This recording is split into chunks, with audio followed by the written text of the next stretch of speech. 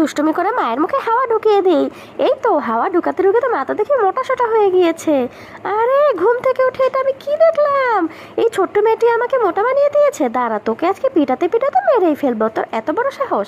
এই নে, তোর মুখ দিয়েও আমি হাওয়া ঢুকিয়ে তোকে মোটা বানিয়ে দিয়েছি, আর এখন তোকে আমি ঘর থেকে বের করে দেবো। তোকে এমন শাস্তি দেবো, তোকে হাওয়ায় বেলুনের মতন উড়িয়ে দিচ্ছি। চলে যা চোখের সামনে থেকে। আরে আরে মা, আমার সাথে এটা কি করলো? আমি তো উঠতে উঠতে মহাকাশের উপরে উঠে এসেছি। এখানে তো কেউ নাই। ওই তো একটি স্যাটেলাইট দেখতে পাচ্ছি। স্যাটেলাইটের ভিতরে ঢুকে যাই, আপাতত এখানটাতে থাকি। ওয়াও, এগুলো দেখতে কত সুন্দর! আমি কি সুন্দর হাওয়ায় ভাসছি, আমি তো দাঁড়াতেই পারছি না। দেখি তো এখানে কোনো মেশিন আছে নাকি, একটু টিপাটিপি করি তো। আরে আরে, এ কি হলো?